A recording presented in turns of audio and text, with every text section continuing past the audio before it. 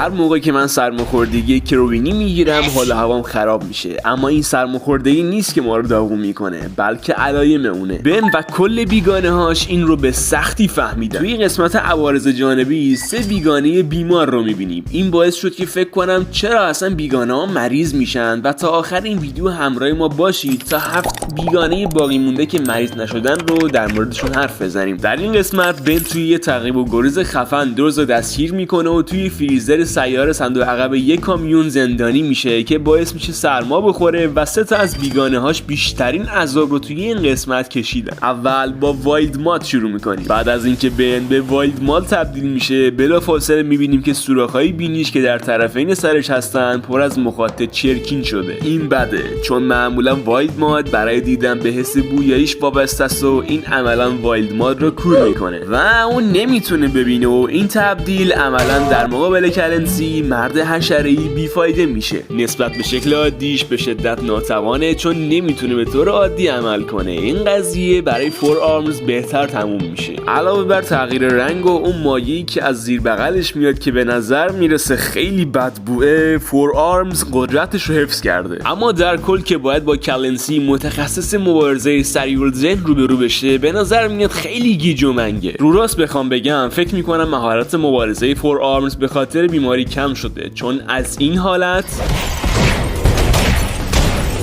به این حالت تغییر کرده.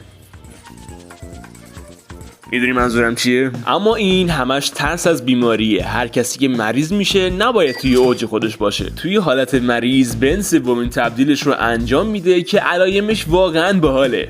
آیس بلاست. هیت بلاست یکی از تبدیل‌های پایرونایت بنه که معمولا به خاطر شعله‌های شدید و سازه‌های آتشین شناخته میشه و اما حالا عجیب ترین علایم رو داشت. توی این علایم پرتوهای آتشین تبدیل به پرتوهای یخی شدن. این یه پدیده خفن و البته مستقیما به چیزی مثل بیماری مرتبط نیست. انسان‌ها قبلا اصطلاحی برای این پدیده ساختن به اسم سندروم ساوانت. این یه وضعیت نادره که توی اون فرد با اختلالات مختلف رشدش، تواناییش و استعدادش بهتر میشه. به خاطر تفاوت آناتومی توی این بیگانه علائم سرماخوردگی هیت بلاست سندروم ساوانت بوده یا بهتره بهش بگیم پایرونایت ساوانت یخی. این به بیگانه توانایی جدیدی به اسم کرایوکنسیس داد، یعنی سرماخوردگیش برخلاف بیگانه‌های مریض قبلی ناتوانی نبود و هم به عنوان یه تقویت و هم یه نوع جالب از قدرت‌هاش ایجاد کرد و همین موضوع باعث شد توی اون مبارزه پیروز بشه. حالا چرا بیگانه‌ها وقتی بن مریض